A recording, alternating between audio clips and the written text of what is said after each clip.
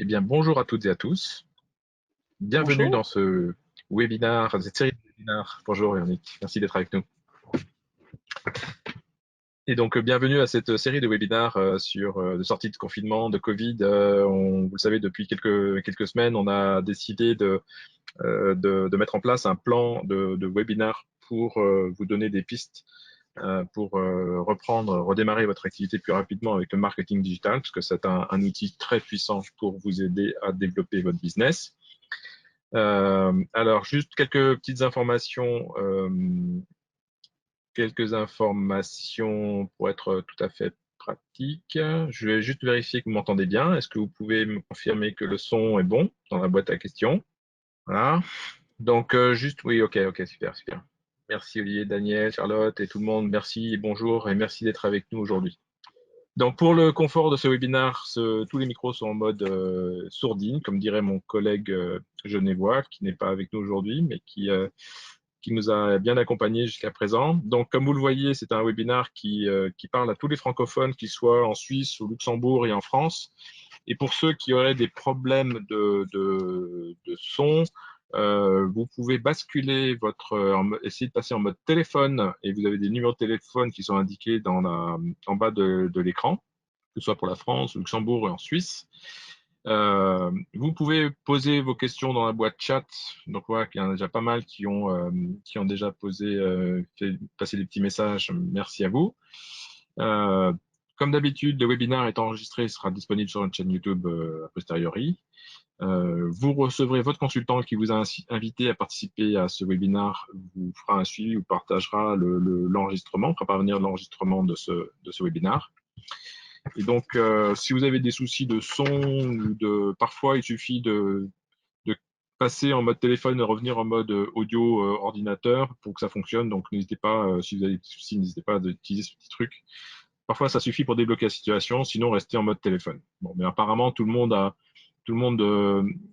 entend bien et ça, c'est la bonne nouvelle. Voilà, donc quelques mots à propos de WSI. Donc WSI, ça veut dire We Simplify Internet. C'est une enseigne internationale qui existe depuis 25 ans. Vous imaginez, plus vieux que Google. On est des dinosaures du marketing Internet. Euh, et donc WSI, notre spécialité, c'est vraiment d'accompagner les clients sur la définition et mise en œuvre de leur stratégie marketing digital. Pour des entreprises de toute taille, petites, moyennes, grandes, très grandes, on a la capacité de s'adapter à toute taille de structure en ayant des tarifs vraiment très compétitifs, puisque notre modèle, notre organisation fait que les agences WSI sont gérées par des agences, des patrons qui sont autonomes sur leur agence et qui ont des frais de structure très légers, qui nous permet d'offrir à nos clients des tarifs très compétitifs avec des niveaux de compétences très élevés parce qu'on mutualise au sein de notre réseau toutes les expertises qu'on a besoin pour réaliser les prestations qu'on conseille à nos clients. Voilà. Donc, quand je dis toutes les prestations, ça va vraiment l'ensemble des applications. J'espère que vous m'entendez bien. Il y a une petite alerte là. Euh, donc, donc nous couvrons l'ensemble du marketing digital, depuis la création du site, sa visibilité sur les moteurs de recherche, les marketplaces, etc.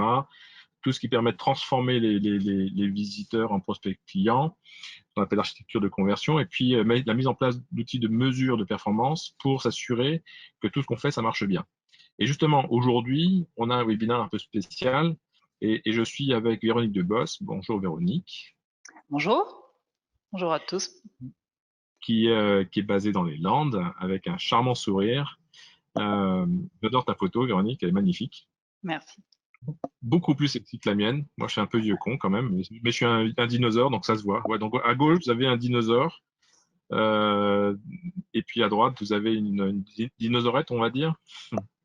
Si tu veux. Bref, ouais, dis-moi, présente-toi rapidement, Véronique. Donc moi je suis Véronique Dubos, je suis donc consultante basée à Mont-de-Marsan dans les Landes et je suis chez WSI depuis 2017. Voilà, j'accompagne les TPE et les PME dans leur stratégie globale pour les aider à faire en sorte que les dépenses qu'elles engagent sur le web deviennent des investissements. Ça, j'aime bien. Une belle notion. Voilà. Et donc moi, je suis dans le réseau de WSI depuis bientôt 15 ans, depuis 2006.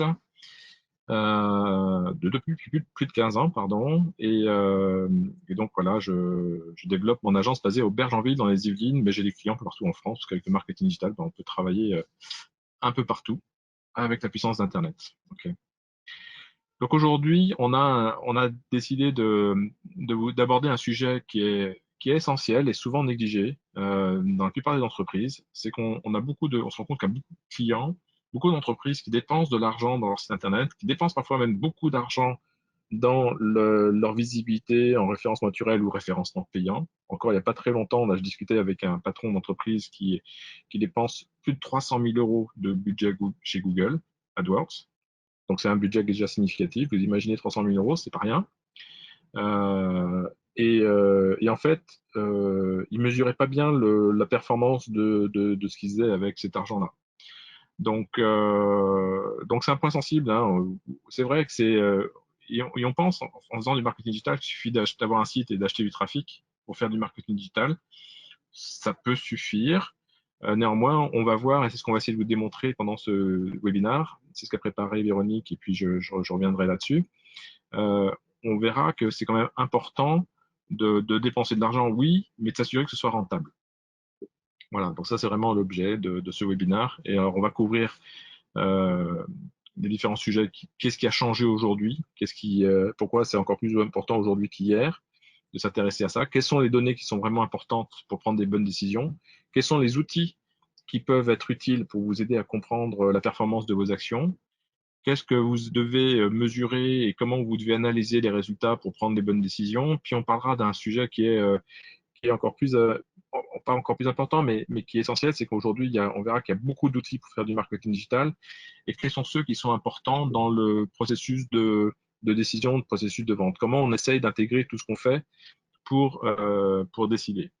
Bien sûr, on gardera un petit peu de temps pour répondre à toutes les questions que vous pourriez avoir pendant ce webinaire. Donc, n'hésitez pas à poser vos questions au fil de l'eau. Je les vois toutes, elles défilent toutes sous mon écran de contrôle. Et donc, Véronique et moi, on sera ravis de pouvoir traiter toutes vos questions. D'accord? On est parti. Alors, avant de rentrer dans le vif du sujet et de vous poser et de vous présenter un peu de théorie, on aime bien démarrer les webinaires par un petit sondage pour juste avoir un peu la situation d'où est-ce qu'on part, où est-ce que vous êtes aujourd'hui. Et typiquement, la question qu'on voudrait vous poser, sur laquelle on aimerait bien avoir vos réponses, c'est est-ce qu'aujourd'hui, vous avez un tableau de bord pour suivre la performance de votre stratégie marketing digital? Donc, c'est simple, répondez par oui, par non, je ne sais pas. Au petit sondage que je lance tout de suite maintenant, normalement, vous devez le voir. Donc, effectivement, vous commencez à répondre, formidable. Donc, on voulait vous laisser un petit peu de temps pour réfléchir. Pas très compliqué, hein, comme question. Donc voilà, on va pas y passer 2 heures non plus. Allez, je vous laisse encore 5 secondes.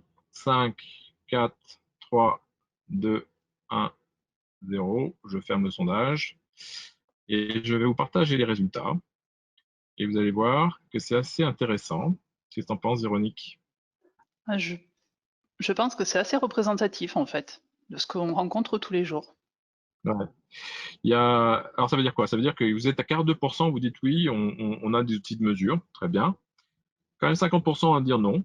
Carrément, non, j'ai aucun outil de mesure. Bon. Et puis, il y en a 8% qui savent pas. Donc ça, on peut les mettre, je pense que les noms et je sais pas, c'est un peu la même chose, hein, pour moi. Donc la majorité aujourd'hui, on va dire que la majorité est de dire, bah non, on mesure pas bien la performance de nos actions marketing digital. Bon, donc ça, c'est d'où est-ce qu'on part. Alors, Véronique, qu'est-ce qui a changé là récemment? Qu'est-ce qui s'est passé et pourquoi c'est encore plus important aujourd'hui de s'intéresser à la mesure de performance de son marketing digital? Là, tu me Ah là parles de là, tes photos de famille. non, Là, pas c'est du toi, tout. Non, je ne suis tu pas as une blonde aux petite cheveux longs. princesse qui fait de la peinture. J'ai une grande princesse qui fait de la peinture. Qu'est-ce qui a changé? Ben, on l'a tous vu, hein, il n'y a pas si longtemps que ça, parce qu'on est en train un petit peu de revenir à la normale. On a tous été impactés par ben, la crise sanitaire, que ce soit en termes ben, de rythme de vie, de mental, voire des fois de médical. Et ben, voilà, on a dû changer nos habitudes. Donc voilà, les enfants étaient à la maison, on était tous en télétravail ou beaucoup, et puis nos ados, ben, ils passaient leur temps sur leurs écrans, c'était pas très constructif. Voilà, on est en train d'en sortir, mais malgré tout, rien ne nous garantit que ben, tout va redevenir comme avant. Il y a qu'à voir en Allemagne ce qui se passe, hein. Voilà, ils se reconfinent petit à petit, donc on ne sait pas trop de quoi demain est fait.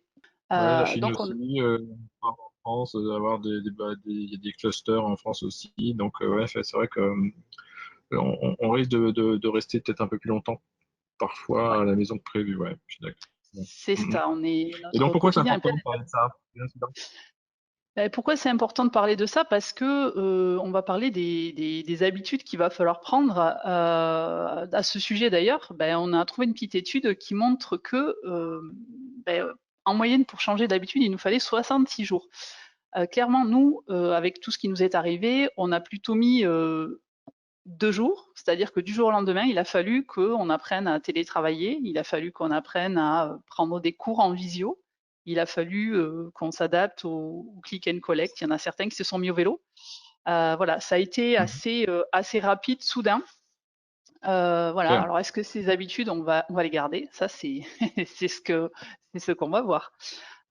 Pour illustrer ça, on a trouvé une étude d'ailleurs, enfin pas une étude, une petite étude de cas qu'a fait un de nos collègues américains sur des publicités qu'il avait pu faire. Gilles, si tu peux changer de slide, Ouais. qu'il avait Ouais. pu faire sur des publicités. En fait, voilà, ce sont deux pubs qu'il a faites sur Facebook à deux périodes différentes. Vous voyez, ce sont décembre et avril. Les pubs similaires. Voilà, vraiment le ciblage, la zone géographique, tout Ouais. était pareil. Ouais, c'est intéressant ça, ouais, Et sur décembre, avril, ouais. ouais, on voit qu'en décembre, les gens, la portée et l'engagement des publicités étaient plutôt en dehors des heures de travail, donc plutôt juste avant et juste après. Et en Ouais. avril, bizarrement, c'est plus du tout pareil. Voilà, les gens se connectent essentiellement en fin d'après-midi. Alors on voit que c'est moins marqué les différences dans la journée, mais voilà, nos habitudes ont changé. Voilà, est-ce que si on refait ça dans 6 mois, on aura toujours la même tendance ou est-ce qu'on sera revenu en décembre 2019? On ne sait Mhm. pas. Voilà. Mais pour Ouais, c'est marquer clair que ces... pendant le confinement, l'usage d'Internet a explosé, hein, c'est clair. Ah ben oui, on était vissés à nos téléphones, hein, de toute manière. Ça c'est clair. Ouais. Donc voilà, c'est une petite illustration pour montrer voilà, que des habitudes ont changé, à savoir si dans 6 mois ce sera toujours la même chose. Voilà, ce sera intéressant de voir ça. Donc, en parlant de bonnes habitudes, comme le sondage a montré que plus de la moitié des participants à ce webinaire n'utilisaient pas l'analytique, peut-être que l'analytique va être, c'est une des bonnes habitudes à prendre quand on fait du web marketing. Euh, Pourquoi? Parce que on a vu, hein, Internet a explosé, comme l'a dit Gilles pendant le confinement. Donc, il faut vraiment, c'est important de se pencher sur les données.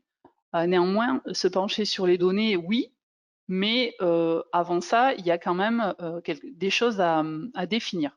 Voilà, vous Mhm. voyez sur le tableau, on a une phase 1 et une phase 2. La phase 1, c'est tout ce qui vient avant la collecte des données, c'est-à-dire il va falloir définir ce qu'on a envie de faire, quelles Et données l'objectif, vont ouais. être pertinentes pour notre business, Mhm. et parce qu'en fonction des objectifs qu'on va se fixer, on va pas regarder les mêmes choses.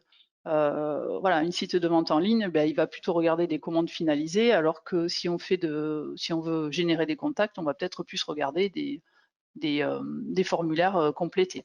Voilà, donc c'est Ouais. important de savoir ce qu'on veut faire et du coup, ça va définir les indicateurs qu'on veut regarder. Sans Les fameux oublier KPI, c'est ça? Les indicateurs, les c'est les KPI. KPI, Hein? indicateurs de performance clés. Ouais. Mais au milieu de tout ça, il ne faut pas oublier d'être smart dans la vie comme en web marketing. Comme moi. C'est-à-dire qu'il faut se fixer des objectifs qui soient, comme c'est marqué, spécifiques, mesurables, atteignables, réalistes et temporellement définis. Voilà, Ouais. ça ne sert à rien de se fixer, quand on est une entreprise qui vend des chaussettes, 200 000 € de chiffre d'affaires en 2 mois, si Ouais. derrière on n'a pas la capacité d'absorber le travail ou que le chiffre, cet objectif est complètement irréaliste. Voilà. Ouais. Pour ça, je pense que les objectifs SMART, on en a parlé, réaparlé, on en reparle tout le temps. Les objectifs SMART, je pense que tout le monde maintenant a compris ce que c'était, mais c'est vrai que ça reste un objectif, vraiment quelque chose d'essentiel. Hein. On peut pas, si on ne sait pas où on veut aller, si on n'a pas des indicateurs clairs sur comment on va mesurer qu'on a atteint l'objectif ou pas, bah, on risque de pas être très. En tout cas, nous, on aime bien chez WC avoir ce focus. Hein. On est très focus résultat et on aime on bouscule souvent nos clients pour qu'on obtienne cette information qui est pour nous clé. Hein. Je veux dire, oui, dépenser 300 000 euros chez Google, on sait faire, pas de problème. Google sera ravi. Mais vous, est-ce que vous serez ravi? La question est là. Et qu'est-ce qui fait que vous seriez ravi de dépenser 300 000, voire 500 000 demain et plus après-demain? Donc, Tout à la fait. question est là. Ouais.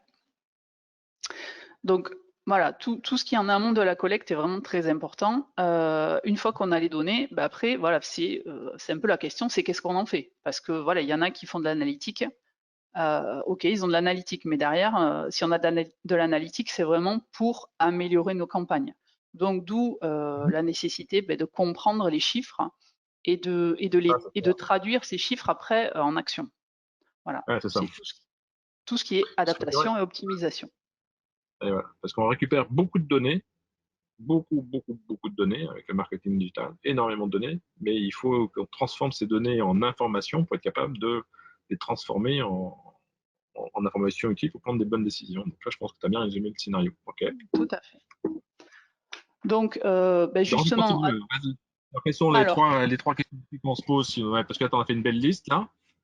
oui, n'est-ce pas, il y en a plein à se poser. Quand on veut faire Ah, de la génération de leads, il y a plein de choses à se demander. faut tout faire? Euh, il faut tout faire. Idéalement, oui, mais voilà, moi, il y a des questions que j'aime bien prioriser, on va dire, notamment le public. Voilà, quel est le public cible? C'est Ouais. vachement important de savoir à qui on va s'adresser, voilà, parce que c'est ça aussi qui Hein, définit les canaux de diffusion hein, de nos bien communications. sûr. Voilà, si je cible un patron de grosse PME dans la région lyonnaise, par exemple, je vais davantage m'orienter vers la publicité ou des posts sur LinkedIn que sur Facebook. Voilà, Mhm. c'est important parce qu'aussi, en fonction des canaux qu'on va exploiter, on ne va pas mesurer les mêmes indicateurs. Ouais. Alors, Facebook, tu pourrais peut-être utiliser, mais c'est peut-être TikTok un peu moins. Voilà, à voir. TikTok, ouais, ouais, on n'y est pas Ouais. encore. Mais TikTok Euh, est en train d'exploser. Hein. TikTok, on en rigole, mais TikTok, il y a des influenceurs qui sont en train de prendre une notoriété vraiment importante sur ce nouveau réseau social. Hein. Ça a Tout explosé à pendant fait. justement le confinement. Ouais, exactement. Mhm. Et après, ce que j'aime bien savoir, c'est comment on mesure la réussite. Voilà, l'objectif, si l'objectif, par exemple, de notre pub LinkedIn ou de notre post LinkedIn, c'est le téléchargement d'un e-book, on va par exemple mesurer le taux de clic sur la publicité ou le post, et puis aussi le nombre de demandes de téléchargement. Voilà, si l'objectif c'était ça, et avec des formulaires de contact. Voilà, donc si le taux de clic est bon, ça voudra dire que notre message y passe, mais après, si le taux de conversion est faible, c'est que la page atterrissage, elle n'est pas assez convaincante. Voilà, donc c'est tout ça qu'il faut mettre en place, c'est toutes ces questions qu'il faut se poser pour être sûr derrière de mettre en place les bonnes actions. Alors, on va peut-être pas lire toutes les questions. Je sais pas. Enfin, je pense que tu as posé les bonnes questions clés. Elles sont là résumées dans ton support. Est-ce que tu veux les lire les unes après les autres ou comment tu veux faire? Oh, je pense que les participants les auront lus. Voilà. Après, s'ils ont des questions, ils peuvent les mettre dans la chat box peut-être. Voilà. Ouais, C'est vrai ouais, il faut se poser des questions à tous les stades en fait, hein. ouais, d'accord. Alors, on avance. Alors, Quels sont les donc, outils pratiques que tu recommandes à ce stade? les outils pratiques, il y en a tout plein, hein. On les a pas tous mis, voilà, on a mis ceux qu'on utilise, donc qui sont Google Analytics, les heatmaps, ce sont les cartes de chaleur. On en montrera un exemple après, c'est assez intéressant. L'A/B testing, c'est-à-dire tester deux versions par exemple, de page d'atterrissage ou d'email Mhm, pour voir lequel est le plus performant. Après, on a tout ce qui va être les publicités Facebook avec toutes les stats qui sont derrière, les insights aussi, c'est hyper intéressant. Et puis après, nous, au niveau des agences, on utilise un outil en particulier, mais il y en a d'autres hein, similaires, qui est SEMrush. Et SEMrush, c'est vraiment hyper intéressant parce que ça permet aussi d'étudier la concurrence. Et c'est vrai que c'est toujours bon de savoir ce qui se fait chez nos confrères ou nos concurrents. Voilà, mhm. donc on va les détailler un petit peu plus D'accord. pour vous montrer quelques Alors, Google exemples. Analytics, justement. Ah, Mhm. Google Analytics. S'il fallait en avoir qu'un, j'ai envie de dire, c'est presque celui-ci, quoi, hein. Voilà. Voilà, Ouais, je suis Google d'accord. Analytics, c'est une mine d'informations. Voilà, il y en a énormément. Voilà, c'est un outil gratuit, comme tous les outils Google à peu près.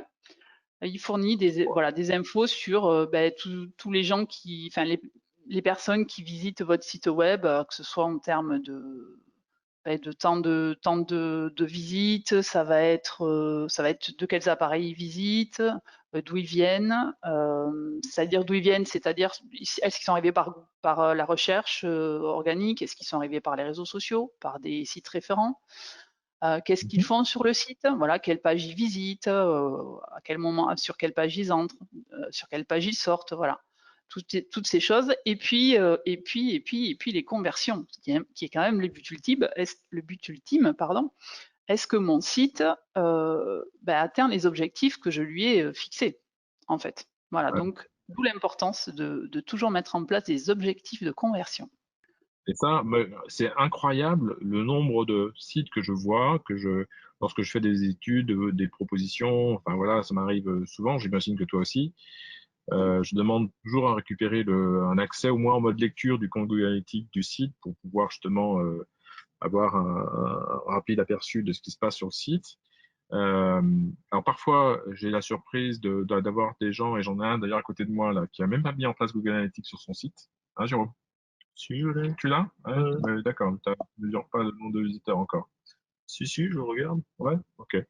Bon, donc Jérôme, il est à côté de moi, il est patron de société d'informatique, et tout à l'heure, il m'a dit qu'il avait 500 visiteurs par jour sur son site, ce qui est formidable, mais pas beaucoup de Super. conversions.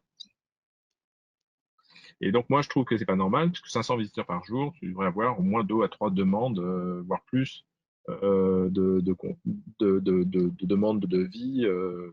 C'est ce qu'on verra tout à l'heure, c'est dans la moyenne des choses qu'on peut trouver. Euh, et donc, euh, effectivement, Google Analytics nous permet de savoir, justement, de comprendre ce qui se passe sur son site. Et c'est ce que tu vas nous expliquer dans un instant. Et moi, ce qui m'étonne de voir, c'est qu'il y a beaucoup de gens qui s'en servent pas, et qui n'ont même pas défini les objectifs de conversion. Parce que ça, c'est pas magique. Ça se configure. Les objectifs de conversion, Google Analytics, c'est pas parce que vous l'avez installé sur votre site qu'il va mesurer les objectifs de conversion. Il faut lui dire, c'est quoi un objectif de conversion pour vous? Et vous pouvez même valoriser cet objectif de conversion. C'est de dire, par exemple, acheter tel produit, si c'est un site marchand, eh ben, il va vous dire, ben, pour acheter on peut synchroniser à la valeur du produit. Donc, ce qui vous permettra de dire combien de chiffre d'affaires vous ramène votre site Internet. Et ça, c'est mesuré automatiquement par Google Analytics. Et Non, donc voilà, donc il faut configurer Google Analytics. Alors, si vous savez pas le faire, bah, votre consultant sera ravi de vous aider à configurer ça, mais c'est essentiel. Et on fait pas on fait pas un site Internet. On n'achète pas du trafic à Google ou du référencement naturel ou des campagnes d'emailing, etc. Si on n'est pas capable, enfin, si on ne sait pas ce qu'on veut mesurer. Et donc, il faut le configurer. Et Google Analytics est un très bon outil pour ça. exemple, voici un exemple de trafic Google Analytics sur 2 mois. Là, donc c'est ce qu'on appelle l'audience en fait. Voilà, donc on compare 2 périodes. Là, c'est janvier-février 2020 contre janvier-février 2019. Non, même pas. Non, c'est le mois de janvier contre le mois de février. Bon, peu importe, on peut comparer 2 périodes. C'est très Mhm. intéressant pour voir l'évolution du trafic, si elle est bonne ou pas. Voilà. Ouais. Donc, voilà, ça, ce sont des données plutôt quantitatives sur combien de visiteurs sont venus, combien de temps ils ont passé sur le site, quelle est la durée moyenne de la visite, est-ce qu'il y a un taux de Mhm. rebond qui est important ou pas. Le taux de rebond, c'est une notion assez importante, Ouais. voilà, notamment pour les pages d'accueil des sites. Voilà, donc c'est un indicateur du nombre de personnes qui viennent. Après, ça ne donne pas d'informations forcément sur l'efficacité après de nos pages dans la conversion. Mhm. Après, on a aussi tout ce qui va être ce qu'on appelle l'acquisition, c'est-à-dire comment les gens sont arrivés. Soit c'est Ouais. par une recherche sur Google, soit c'est directement ils connaissaient l'adresse du site, ce qu'on appelle trafic Mhm. direct. Mhm. Les réseaux sociaux aussi, c'est une source de trafic. Et après, on a tout ce qui est ce qu'on appelle les sites référents, donc des sites qui ont des liens qui amènent vers notre site. Yes. Voilà. Après, on peut aussi étudier sur quels appareils les gens consultent notre site. Voilà, donc après que ce soit Mhm. mobile, tablette ou PC. Moi, il y a quelque chose que j'aime beaucoup regarder, c'est le taux de rebond sur mobile. Parce que pour moi, c'est un indicateur fort. En fait, ça, c'est une bonne alerte sur l'ergonomie mobile de notre site. Ouais. Voilà, si vraiment il y a une grosse différence sur le taux de rebond entre le mobile et le PC, ça veut dire que vraisemblablement, soit vous avez un temps de chargement qui est vraiment trop long, soit que il y a un problème sur voilà, la présentation au niveau des smartphones. Voilà, donc moi j'aime bien cet indicateur-là. Hmm. Après, qu'est-ce qu'on pourrait dire là-dessus? Bah, côté un taux Voilà. de mobile, ce qui est important, ce qui est intéressant, c'est que apparemment là, sur les mobiles représentent, il y a plus de trafic qui vient via mobile que sur ordinateur, hein. C'est quand même significatif. On a vu nous c'est au fil du temps depuis, parce que bon, on est les dinosaures, on a vu la progression de la prise de marché entre guillemets du mobile par rapport aux tablettes et aux ordinateurs, et on voit qu'aujourd'hui, voilà, les mobiles, c'est 50% sur l'exemple que tu montres du trafic. C'est énorme. Tout à fait, mais c'est de toute façon, c'est la tendance actuelle, hein. Après, ce serait intéressant de regarder pendant le confinement quelle était la différence vraiment entre voilà, mobile et PC. Si vraiment Ouais. il y a eu un changement aussi à ce niveau-là. Et ce qu'il y a de magique avec Google Analytics, c'est que vous pouvez vous historiser, vous pouvez, une fois que vous avez mis en place ce code, il historise des données, mais sur toute la durée de vie. C'est-à-dire que vous pouvez faire des analyses depuis le moment où vous avez mis le code sur votre site jusqu'à le moment où vous le consultez. Et donc, vous pouvez faire des analyses comparatives, ce que tu as fait là, entre une période par rapport à une autre, et de voir la progression, voir si effectivement bah, vous avez amélioré. Alors qu'en général, quand les indicateurs sont ouverts, comme c'est le cas ici, plus de pages vues, plus 60% de pages vues, plus 3% de pages par session, la durée moyenne a augmenté, enfin, le taux de rebond a baissé, donc ça aussi c'est une bonne nouvelle. Voilà, donc ça c'est une belle. Je pense que tu es content quand tu vois des résultats comme ça, c'est toi qui t'es occupé de ce travail-là, de voir que les choses s'améliorent. Donc Tout on à va fait. dans le bon sens. Voilà. C'est ça.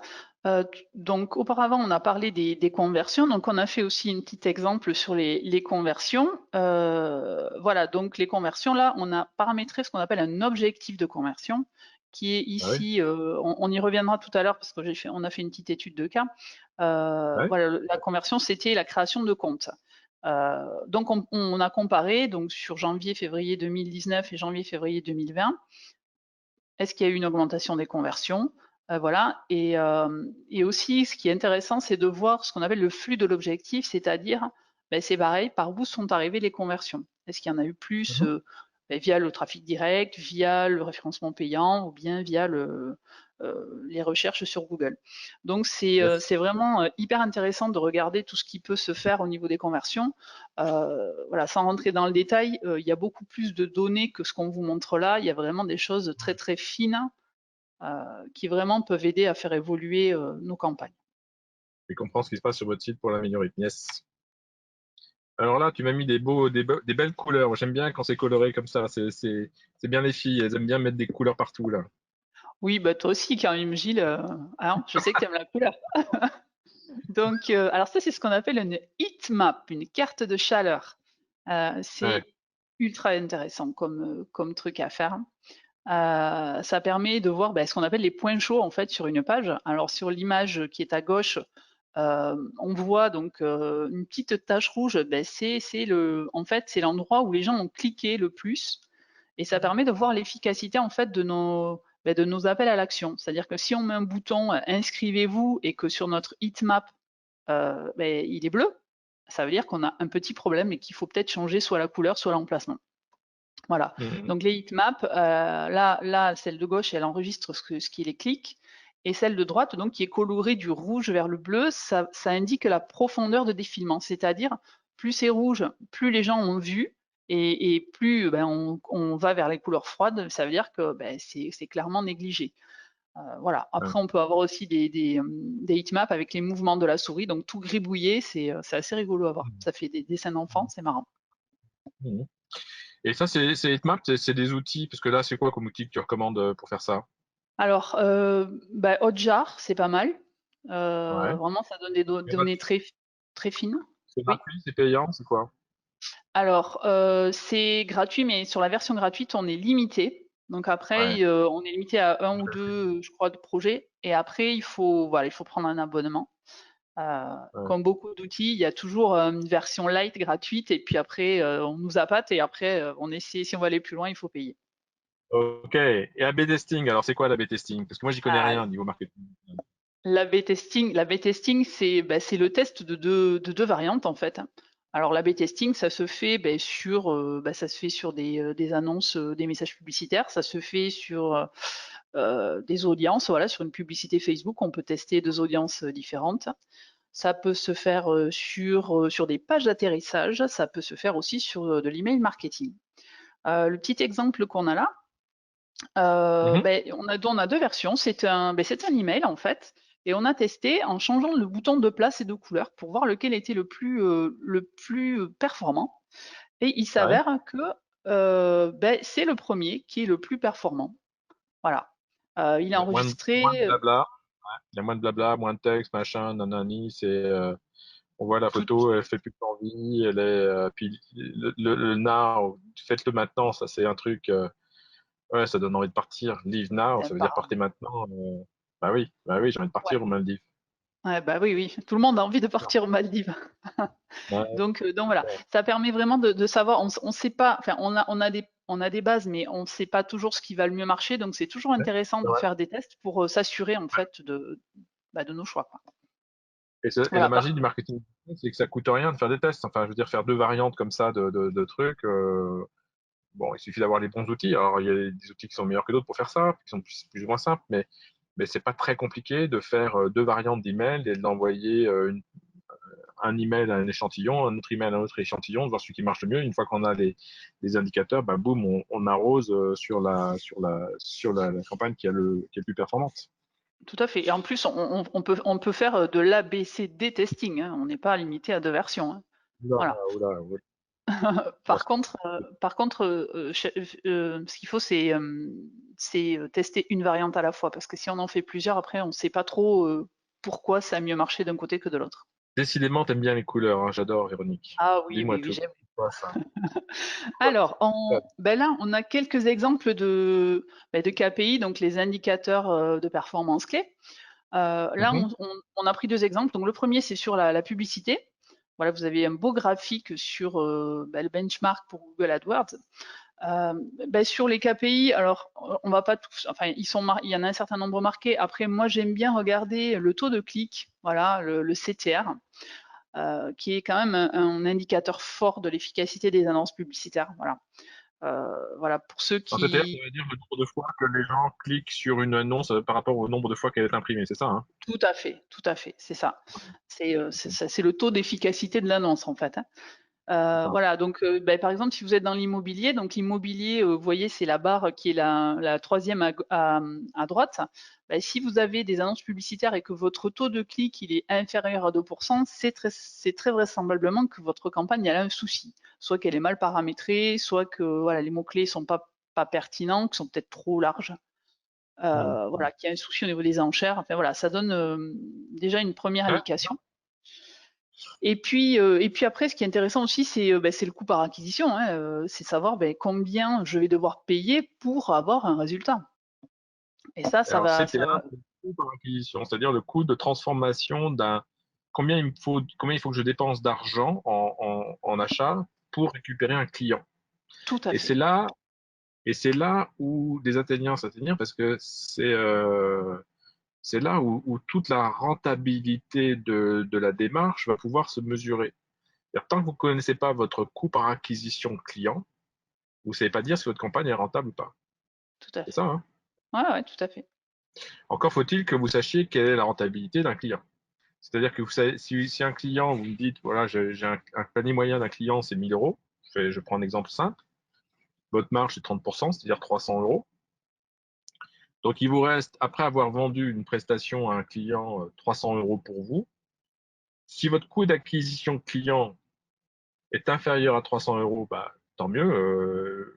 La campagne AdWords jusqu'à 300 euros par coût par acquisition client est rentable. Si votre CPR est supérieur à 300 euros, bah là, vous payez Google pour perdre de l'argent, pour faire clair. Et Tout à fait. ça m'arrive souvent. Je ne sais pas si ça t'est déjà arrivé, toi, Véronique, de voir ça, mais j'ai eu plusieurs prospects, et là encore un récemment, il s'est rendu compte, avec un peu de recul, et avec mon regard perçant, j'ai pu lui mettre en évidence qu'il payait Google pour perdre de l'argent. Donc il était un petit peu fâché parce que oui, dépenser de l'argent chez Google, c'est facile, mais il faut que ce soit rentable. Alors si c'est un problème de notoriété, bah, c'est clair. Encore une fois, tout dépend de l'objectif. Si l'objectif c'est de la notoriété, bah, on ne mesure pas. Le Sur retour une sur mesure. investissement n'est pas un problème. On n'a pas un problème de retour sur investissement parce qu'on cherche à acquérir de la notoriété, de la visibilité. Donc, OK, là, on dépense un budget et on espère, on a d'autres indicateurs de mesure de performance. C'est pour ça ce que tu disais tout à l'heure est vachement important. En fonction de l'objectif que vous avez, si c'est de la notoriété ou de la génération de leads, de la communication, ou, enfin, quels que soient les objectifs que vous avez, il faut être clair là-dessus. Alors, quelques autres KPI. Excuse-moi, je te prends du temps sur ton temps de parole. Non, non, Excuse-moi. non, non, mais il n'y a pas de souci. C'est toujours intéressant d'avoir des compléments. Ensuite, alors, en KPI sur l'email marketing, donc pas les mêmes KPI, hein, effectivement. Donc, on a des choses qui sont intéressantes à regarder, comme le taux d'ouverture, voilà, notamment, pour savoir bah, si l'objet de notre mail, eh ben, il est attractif ou pas. Et après, moi, j'ai toujours hein, le taux de clic, c'est un truc que j'aime bien regarder parce que c'est un très très bon indicateur de l'efficacité du corps de votre mail. Est-ce que votre message, il a été entendu? Est-ce qu'il a été convaincant? Après, on a toujours toutes les données sur la performance de la page d'atterrissage en fixant un objectif de conversion et on voit si oui ou non les achats sont faits ou si les formulaires de contact sont remplis. Voilà, on vous a mis encore un petit benchmark par secteur pour que vous puissiez peut-être vous jauger par rapport aux moyennes qui existent. Alors là aussi, l'emailing, c'est un outil très puissant. Il n'est pas plus efficace aujourd'hui en termes de performance. L'emailing, ça reste le canal qui a le meilleur retour sur investissement. Encore faut-il que votre base soit qualifiée, qu'elle soit et que vous envoyiez le bon message au bon moment à la bonne personne. Et c'est ce qu'on verra tout à l'heure. C'est important. Aujourd'hui, tout le monde est spammé et vous pouvez détruire votre image de marque si vous envoyez trop d'emails à des gens qui, si vous leur poussez n'importe quoi, si c'est pas en phase avec leur attente, leur discours, euh, bah, vous risquez d'être déclaré comme spammer, ce qui va faire baisser votre taux de délivrabilité, ce qui va, enfin bref, moi encore récemment là, j'ai eu un prospect qui m'a dit avoir envoyé l'année dernière plus de 1,5 million d'emails. Oh, C'est une c'est énorme. 1, ouais, en une année, 1,5 million d'emails. Vous imaginez le truc? Et il s'est fait incendier par lorsqu'il se réunissait dans des réunions de groupe. Et les gens qui lui refusaient de lui serrer la main parce qu'il voilà, était considéré comme un spammer. Il était il agaçait les gens. Donc attention c'est une arme à double tranchant. Hein. Oui, c'est redoutablement efficace, mais il faut être prudent, faut pas faire n'importe quoi. Ah oui, non, mais Et donc l'emailing de masse est révolu. On n'arrête pas voilà, de parler de l'importance de la voilà, segmentation. C'est hyper voilà. important, ouais, Ouais. c'est clair. Et de savoir qui est intéressé par quoi, de façon à ne pas envoyer des emails inutiles à des personnes qui ne sont pas intéressées par ces trois produits ABC. Bah, s'il y en a un qui est intéressé par produit A et B, bah, ça ne sert à rien de lui envoyer des emails sur le produit C. Ça Tout risque à de fait. l'agacer. Surtout qu'on a aujourd'hui des outils qui nous permettent de faire ça très facilement. Voilà, tous les outils d'emailing aujourd'hui sont quand même assez performants. Hmm. Alors, un petit exemple en fait de ce que l'analyse des données peut apporter en fait. Ça, c'est une campagne Google Ads qui est en cours depuis un certain nombre de temps. Là, on a les données de janvier et février 2019. Voilà, c'est une Mhm. campagne qui est faite au niveau national. Mhm. Voilà, c'est une boîte qui a un site où on peut faire du mailing postal 100% en ligne. Voilà. D'accord. Donc voilà, le budget était de 500 euros par mois. Voilà, au niveau du budget, pas de souci. Les annonces se diffusaient bien tout au long de la semaine, donc il n'y avait pas de souci à ce niveau-là. Mhm. Simplement, on était quand même sur des taux de conversion, voilà, comme vous voyez, à 0,5%, un coût de conversion à 267,47 euros, sachant que la Voilà. conversion, c'est la création d'un compte. C'est même pas la commande, Wow. c'est la création d'un Ouais. compte. Donc D'accord. voilà, ils ont laissé quand même pas mal d'argent là-dedans.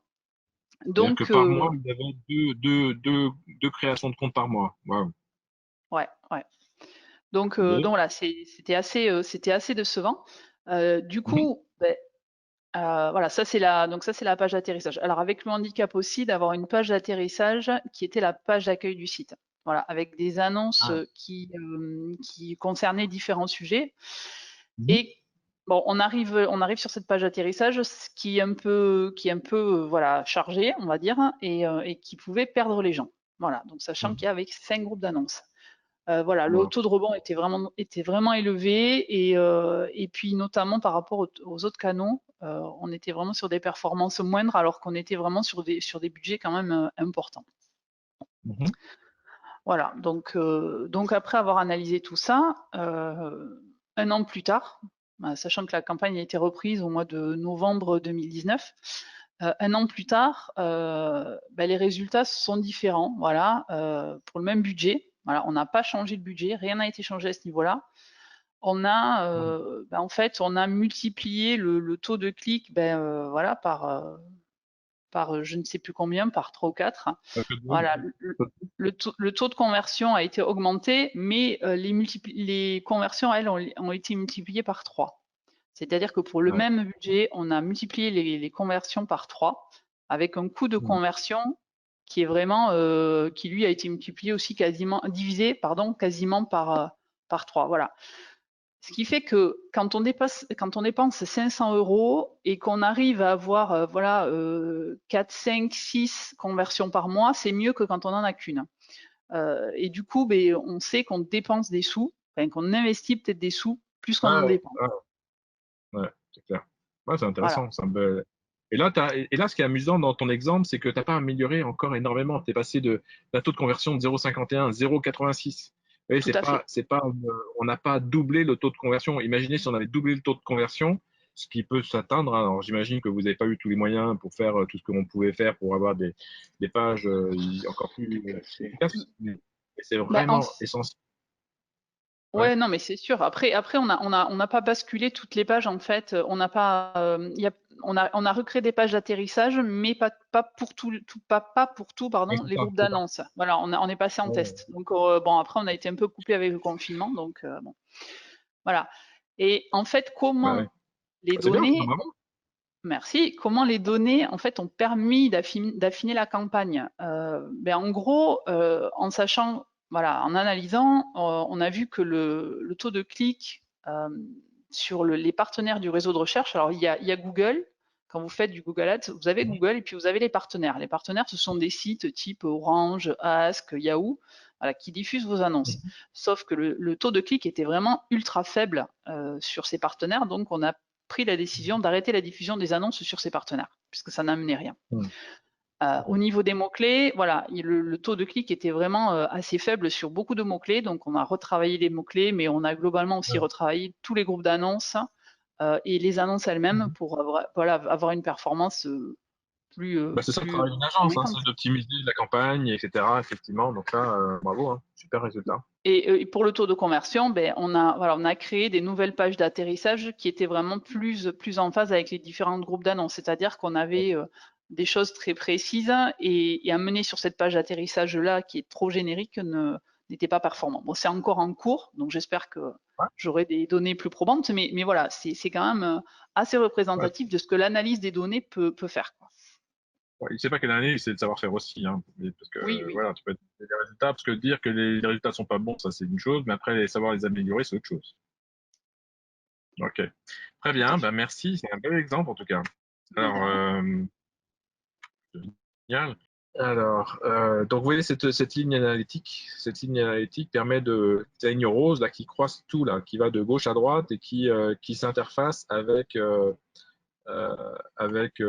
croise plein de lignes. La ligne du mobile, on en a vu tout à l'heure, on a vu que c'est l'importance du mobile, on voit le site, l'interaction avec le site, avec les campagnes de référencement naturel, de réseaux sociaux, d'emailing, de référencement payant, de marketing automation, etc. Bref, l'analytique, ça permet de collecter des informations sur toutes les tactiques que vous pouvez mettre en œuvre pour générer du trafic et générer du business via votre site internet.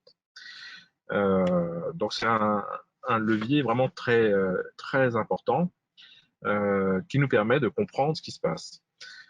Maintenant, que se pose la question, une fois qu'on a mis en place Analytics et qu'on mesure des données, etc., et l'exemple qu'a donné Véronique était très impressionnant, parce qu'avec une campagne AdWords, elle a fait un focus sur AdWords, mais il n'y a pas que AdWords qui génère du trafic sur un site internet. Il peut y avoir plein de tactiques qui peuvent générer des conversions. On va parler de l'importance de votre site, du référencement naturel, des réseaux sociaux, de l'optimisation de vos landing pages, Véronique en a parlé, du bouton qui va permettre d'interagir, de faire venir, transformer le visiteur en prospect, de la profondeur et de la complexité de vos formulaires que vous pouvez utiliser, de vos campagnes d'emailing, de votre CRM, envoyer la bonne donnée au bon moment à la bonne personne, voire de mettre en place du marketing automation. Bref, toutes ces tactiques-là doivent être mesurées pour comprendre l'efficacité de tout ce qu'on fait, que ce soit au niveau de la phase attraction, intérêt, de la phase intérêt, de décision et bien sûr dans profil d'ambassadeur. Tout ça, ça se mesure aujourd'hui. On a vraiment des outils qui nous permettent de mesurer de manière fine l'efficacité de tous ces canaux. Parce qu'au bout du compte, ce qui est important, et c'est ce que souvent demandent nos clients, dans 95% des cas, j'imagine que c'est aussi chez toi le cas, Véronique, 95% de nos clients, ce qu'ils veulent, c'est plus de clients. Ils veulent que le marketing digital leur permette de générer plus de clients et donc plus de chiffre d'affaires. Et là, dans l'exemple que je vous ai mis ici, on peut voir que si l'entreprise veut 300 nouveaux clients, il va falloir générer 2500 opportunités, parce que ces 2577 opportunités, ils ont un taux de conversion de transformation d'un devis en client qui est de 11%. Bon, est-ce que c'est bien, pas bien? Je ne sais pas, mais en tout cas, c'est leur résultat à eux. Donc nous, notre business, c'est de générer des opportunités, des demandes de devis, hein, voilà. Et donc pour ça, il faut qu'on génère 352 000 visiteurs, parce qu'il y a un taux de conversion qui est de 0,73, et ce qui voudra dire qu'on fasse venir 383 000 visiteurs sur le site. Vous voyez à peu près le schéma. Pour avoir 300 clients, il faut faire venir 400 000 visiteurs. Je fais simple, mais vous voyez l'idée. Et si vous pouvez avoir 400 000 visiteurs et que le coût du clic sur AdWords, c'est 1 euro, ce qui peut paraître cher, mais ce n'est pas encore très cher, et vous pensez 400 000 euros pour avoir 300 nouveaux clients. Vos 300 clients, il faut qu'ils vous rapportent des sous et que la marge de vos clients soit supérieure aux 400 000 euros que vous avez dépensé pour acheter le trafic. Voilà, donc ça, c'est important de comprendre tous ces canaux-là. Et donc, vous allez mettre en place une tactique. Et donc là, c'est une autre copie d'écran de Google Analytics qui permet de mesurer l'importance de chaque canal, ce qu'expliquait Véronique tout à l'heure en termes d'acquisition. Donc ça, c'est la colonne de gauche. La colonne du milieu, c'est le comportement. Est-ce qu'ils restent sur le site ou est-ce qu'ils s'en vont rapidement? Combien de pages ils visitent, etc. Jusqu'à la colonne de droite, qui est le taux de conversion. Et quelles sont les campagnes, quelles sont les tactiques qui génèrent le plus de conversions et qui sont le plus rentables en termes de génération de leads. Voilà. Donc ça, c'est ce que vous apporte Google Analytics. Google Analytics vous permet de mesurer sur chacune des tactiques que vous mettez en place. Donc là, on voit que le client-là, il a une grosse acquisition de leads en display. C'est la première ligne. Hein. Voilà, c'est un gros volume Par contre, le taux de conversion est très faible. Et c'est normal, le display, c'est plutôt une campagne de notoriété. Donc là, on est dans la notoriété. Après, ou le retargeting. Bon. Après, le référencement payant, c'est des campagnes de Google Ads classiques. Donc là, c'est plutôt dans le tactique de génération de leads. Et on voit que effectivement, il y a plus de leads en cours. Plus de conversion grâce à cette tactique-là. Le référencement naturel génère quelques clics. Le referral est un bon canal, mais le volume de trafic est très faible. Donc voilà, on a avec ce tableau de bord une bonne vision de ce qui se passe. Maintenant, ça nous permet de suivre l'évolution dans le temps et de voir canal par canal qu'est-ce qui génère le plus de clients par source. Et on peut suivre l'évolution dans le temps. Donc, bien sûr que tout ça, c'est des outils que vous apporte l'analytique, que ce soit Google Analytics ou là, c'est un autre outil qui est utilisé, de façon de comprendre quelles sont les tactiques qui génèrent le plus de trafic et de voir l'évolution en fonction des chantiers que vous mettez en œuvre pour développer de la visibilité, donc du trafic. Alors peut-être au début, il faudra privilégier ce qu'on aimerait bien, c'est qu'au début, il faut peut-être mettre en place des tactiques de référencement payant, parce que ça, c'est instantané, et puis essayer de privilégier le référencement naturel. Alors, donc là, vous voyez la couleur jaune. On voit qu'au début, elle est inexistante, mais au fil du temps, qu'on me fait un travail d'optimisation du référencement naturel, bah, elle prend un peu d'importance par rapport aux autres canaux. Voilà, on a fait un rapide tour des outils d'analytique. On aurait pu passer encore plein de choses sur ce qu'on appelle les modèles d'attribution. Les modèles d'attribution, c'est ce qui permet à la fin, c'est de se dire, mais par quel canal, je vais revenir d'ailleurs là-dessus, quel canal génère le plus de clients et dans le processus de décision, parce que on voit bien qu'un client va peut-être venir d'abord par une campagne de référencement payant, il va revenir avec du display, puis il va commencer à engager, on va le faire monter dans le processus d'achat pour qu'à un moment il devienne client à travers des campagnes d'emailing. Donc tous ces outils sont liés les uns les autres et contribuent à faire progresser le visiteur qui était inconnu en client. Après, on se pose la question, c'est de dire, mais finalement, qui a gagné, entre guillemets, quel est l'événement, quel est l'acteur qui a fait que l'inconnu est devenu client? Est-ce que c'est grâce à la dernière campagne d'emailing qui a fait qu'on a pu le transformer, ou est-ce que c'est pas un mix de l'ensemble de ces tactiques-là qui a fait que j'ai réussi à capter un inconnu, de l'identifier, puis le travailler, puis le convaincre. Voilà, donc c'est ce qui est important, et c'est de se dire aujourd'hui, je vais être capable de comprendre quelle est l'importance de mon article de blog dans l'ensemble de ce processus d'achat pour le produit A par rapport au produit B. Donc on est capable aujourd'hui de mesurer très finement. Alors c'est des outils plus puissants que Google Analytics qui sont utiles pour faire ça. Là, on utilise des outils comme Spot permettent justement de mesurer jusqu'au bout, parce que là, on est obligé de suivre non pas un visiteur quelconque, mais de suivre une personne, de suivre un individu, et de comprendre que cette personne, parce qu'il a fait, il a été alimenté au fil du temps, il a été travaillé par tous les canaux, des tactiques marketing digital identifiées, voire même des tactiques opérations phoniques. Hein. À un moment donné, il y a un commercial qui l'a appelé parce qu'on a détecté qu'il était mûr pour être mis en relation avec un commercial. Et là, le commercial a pris la relève et il a causé. Donc voilà, ça c'est ce qu'on aime bien mesurer, ce qu'on est capable de mesurer aujourd'hui avec le marketing digital. Une Voilà, il question, y a Gilles. oui, Est-ce que les appels avec HubSpot, tu les traques aussi? oui, Tu fais oui, du on peut call traquer les tracking appels, avec? bien sûr. Ouais. Ouais, D'accord. ouais, on peut traquer. On peut traquer les appels.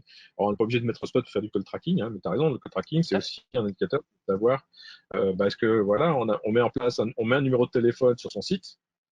Il y a des gens qui appellent avec le numéro de téléphone qu'on a mis sur son site. Alors, on peut être malin et se dire, je vais peut-être mettre un numéro de téléphone spécial qui va faire que euh, ce sera un numéro qui sera traqué, c'est-à-dire un autre numéro différent qui va arriver sur mon standard comme d'habitude, sauf qu'il y a un système qui va automatiquement enregistrer tous les appels qui vont être faits via le numéro qui est affiché sur mon site internet. On peut mettre un autre numéro de code tracking différent pour la campagne d'emailing, un autre numéro de téléphone qui vient par le référencement pour les visiteurs qui viennent par référencement payant, etc., etc., de façon à avoir un panorama le plus exhaustif possible, le plus précis possible, pour comprendre ce qui marche pas.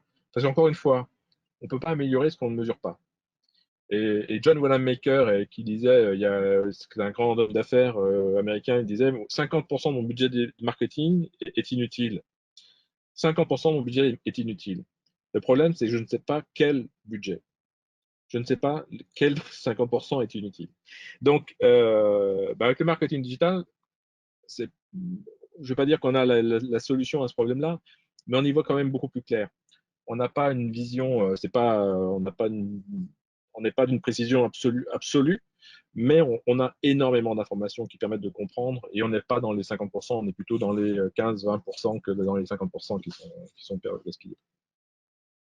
Et quand on sait ce que ça coûte le marketing, et quand on sait aujourd'hui, encore plus qu'hier, le marketing digital va être indispensable pour aider les entreprises à se développer et à acquérir de nouveaux clients, on comprend l'importance de s'intéresser à ce genre de données. En résumé, Véronique, je te laisse le mot de la fin avant qu'on donne la parole à aux questions-réponses, parce qu'il est bientôt 18 heures. Ben, en résumé, il faut définir ses objectifs, bien sûr les chiffrer, qu'ils soient réalistes, suivre et bien sûr analyser les données pour pouvoir ensuite ajuster et affiner pour avoir des résultats. Et bien sûr, il faut toujours définir ces modèles d'attribution. Je reviens. Donc, juste pour faire un petit clin d'œil, on a une version Digital Minds qui arrive en version française. Euh, Votre consultant aussi que vous a fait venir à cette réunion sera bien sûr ravi de vous remettre une première version lorsque vous le contacterez.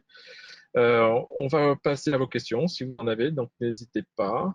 Dites-nous tout. Quels sont les sujets qui vous ont intéressé, interpellé? On aimerait peut-être vous lancer un rapide second sondage pour voir si ce qu'on vous a donné, si ça vous a donné envie d'en savoir plus sur le marketing digital. Donc, merci de répondre à cette question. Est-ce que ça vous a donné, est-ce que ça vous a aidé à prendre conscience de l'importance du marketing digital, ce qu'on vient de vous expliquer? OK. Donc, je vais vous laisser encore quelques secondes. Vous êtes 56% à avoir voté. OK. Allez, 5, 4, 3, 2, 1.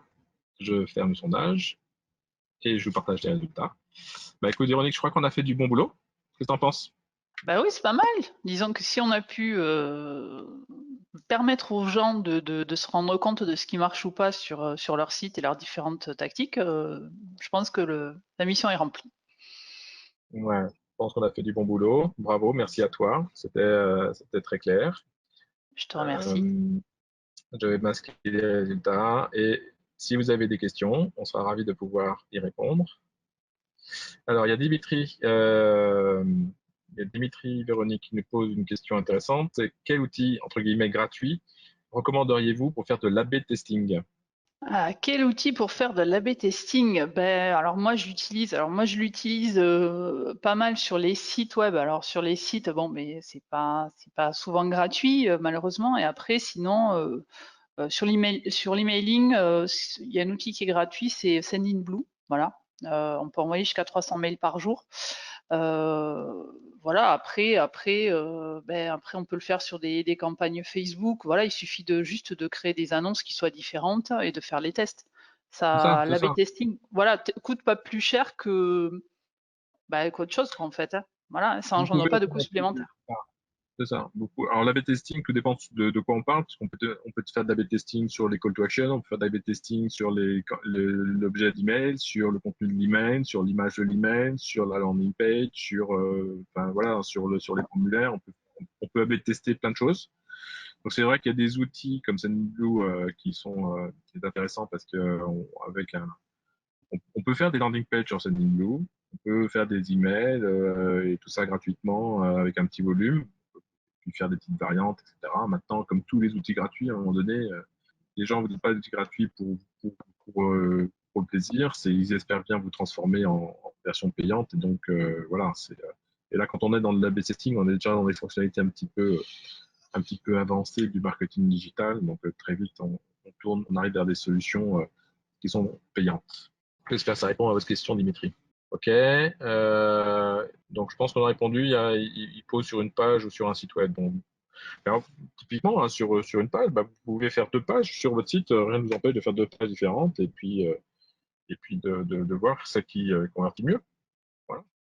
Tout à fait. Euh, Après, c'est générer du trafic dessus. Si vous faites, donc là, vous faites deux campagnes à peu près identiques et puis vous voyez la page qui convertit mieux. C'est pas besoin d'avoir forcément des outils très compliqués pour faire de la B testing. OK.